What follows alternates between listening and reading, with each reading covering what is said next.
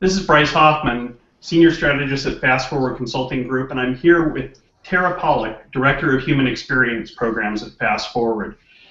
Hi, Tara. Hi, Bryce. How are you? Good. So, Tara, you've been doing a lot of work with companies in the customer experience field, which is really a hot topic right now for a lot of organizations. But in doing that, you've kind of come up with a different take on it, and you've actually changed the name of the work that you're doing and are referring to it now as human experience. Why the change? Well, we were doing a lot of work, and we called it customer experience for a while. But what we found was that when we would go into companies, we would roll out customer experience programs. But that was really omitting a huge part of the conversation that we were actually having. So what we would do is we would focus on employees to help them deliver better experiences to customers. However, on the back end of employees being able to deliver good customer experiences, there's a whole element of conversations and interactions that go on within a company. So we started calling it human experience because we really strongly believe that that captures more of the entire picture and context of what experience is about in a company. Why are these sort of interactions so important to companies today? Well, if you have an employee who's not having positive interactions or relationships with a customer, the customer walks away or hangs up from a company feeling like value wasn't delivered. They have questions in their mind about why they would go back to that company. And basically the entire brand and the value of the brand is very undermined. Why it's important as far as employees are concerned is as customers hang up or walk out stressed out about the difficulty it was to do business with that company, employees are also feeling that way. Every time they have a negative interaction with their manager or with an executive or with a customer, they question a little bit how easy it is to work for the company, and then that ends up undermining the experience they can deliver to a customer. I mean, if you think about it, it's pretty simple.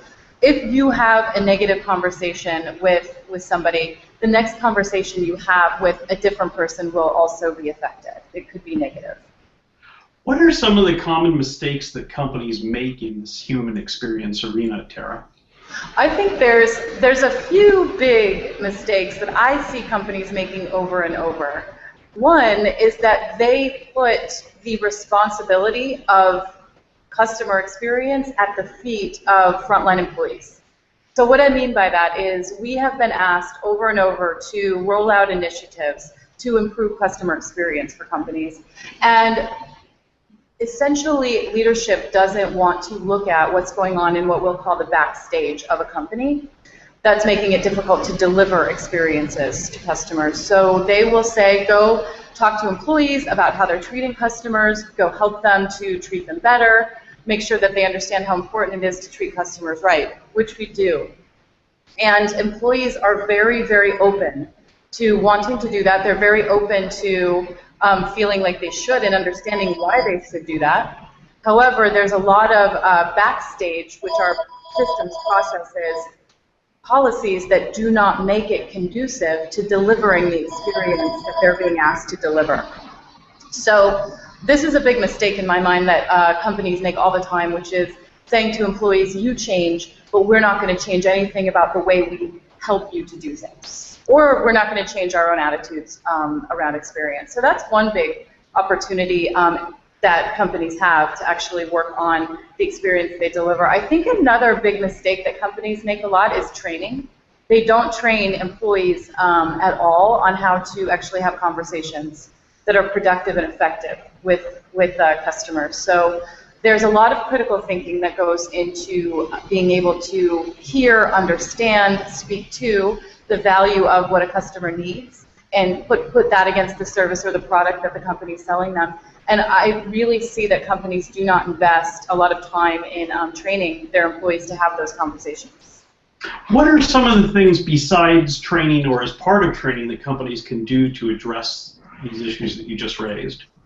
I think that there's a lot of, how should I say this, management issues that they could address to help these things. So there are metrics that are often put in place that are put in place in order to drive behaviors.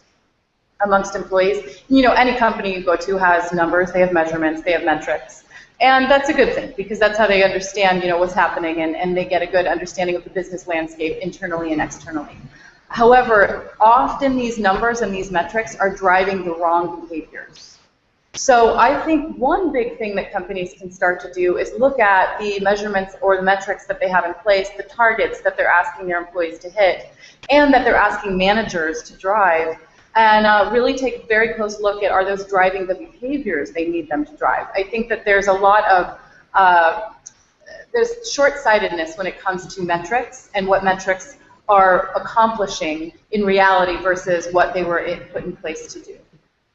So when companies contact you, Tara, how do you approach this? How do you go about helping them with their human experience challenges and opportunities? Well, we have two pretty different ways of going about doing it. One is we like to look at two areas. One would be, again, what we're calling the backstage, which is what processes, systems, policies, basically what are the operations that you have put in place that drive the experience that you're hoping your employees can deliver.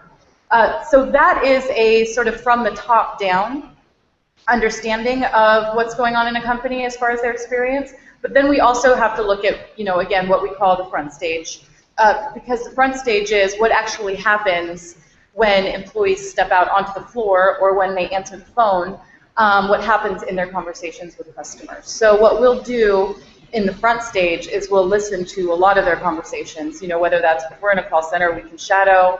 We do a lot of live, active experience and involvement so that we can understand what are the gaps in the conversation and what are those gaps actually, what kind of problems are those gaps causing for customers as well as for employees.